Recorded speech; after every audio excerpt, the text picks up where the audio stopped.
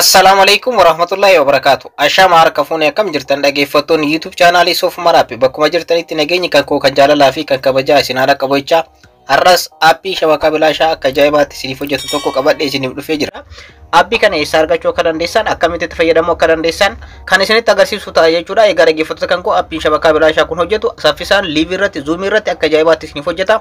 Aappii shabakaa bilaashaa kana buufadhaatti ammoo tana steeppii aannan isinitti agarsiisu kanaan itti fayyadamaa isiniin jechuu barbaada. Warroonni yeroo jalqabaatiif gara YouTube channel kanaatti dhuftan subscribe gochuudhaan gara maatiiwwan keenyatti dabalamaadha. Akkanumallee mallattoo notification all irra gochuun dagatenaadha. Yeroo hunda viidiyoo haarawaa yeroo gadhiifnu nama hunda dura akkasin dhaqqabuuf maatiiwwan channelichaa viidiyoo kana like share gochuudhaan eegalaadha.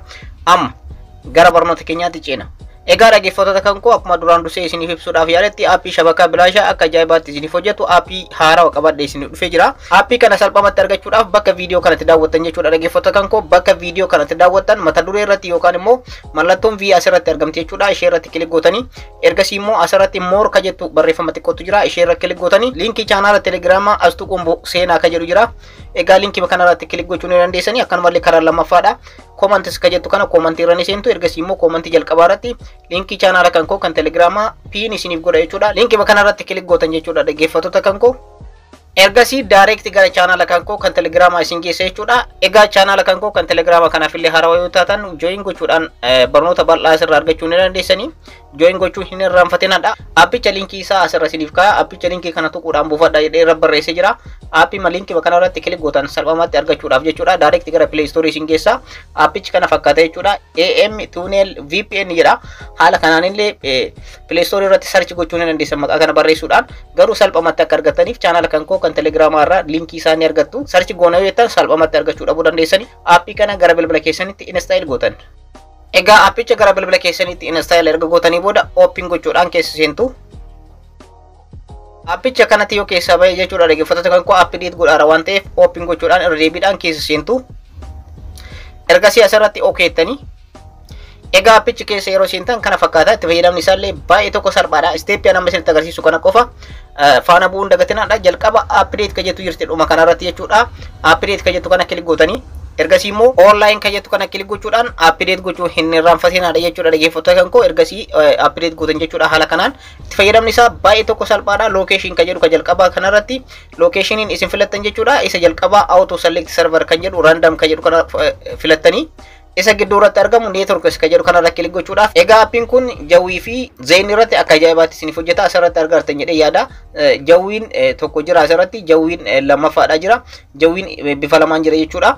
Isaan kanneen keessaa filattanii itti fayyadamuu ni dandeessanii. Irra caalatti garuu an kan yaale zeyn irratti moobaayiliin illee asirratti argama. Moobaayilii tokko lama sadii jedhee asirratti ni jira. Isin yaaladha yoo isiniif hojjete hin yaalle garuu jawwii fi zeyn irratti akka ajaa'ibaatti hojjeta. Akkuma asirratti argattan jawwiin illee inni firii ta'e kan biraas asirratti jira. Filattaniiti kan itti fayyadamtan jechuudha. Baay'ee filannoowwan baay'ee waan qabuuf zeyn asirratti bifa baay'eedhaan jira. Zeyniin jechuudha dhaggeeffattoota kan koo isaan argitan kun hunduu zeynidha. Garuu isin kan filattan zeyn free unlimited ka jettu jirti jechuudha dhaggeeffattoota kan koo. Kan mallattoon onni irratti argamu isa inni filattan jechuudha. Egaa steeppii maamman isinitti agarsiisu kanaan kan biraatti ni fayyadamtu. Garuu tokko yoo isin hidhe isa lammaffaa isa sadaffaa jedhaati. Baay'eetu jira, filannoowwan baay'eedhaan jira waan ta'eef kanneen keessaa filadhaati itti fayyadamaa isiniin jechuu barbaada. Filannoo baay'eedhaan jira. Isa kanneen keessaa filattanii kan isiniif hojjete irratti itti fayyadamtu. Ergasii immoo sa'aatii itti dabalachuu barbaada. Add time ka jedhu kana tuquudhaan sa'aatii itti dabalachuu ni dandeessu. Akkaataa ittiin dabalatan booda isinitti agarsiisa. Ergasii immoo start ka jedhu kana kilik gochuudhaan jalqabsiisuu ni dandeessu. Ergasii okay jettanii. Egaa akkuma asirratti argattan jalqabuu irratti argama. Connected isin jedha jechuudha. Haala kanaan dhaggeeffattoota kan koo haala kanaan connect ta'a jechuudha. Asitti close gootanii akkuma asirratti argattan connected ta'ee jira jechuudha.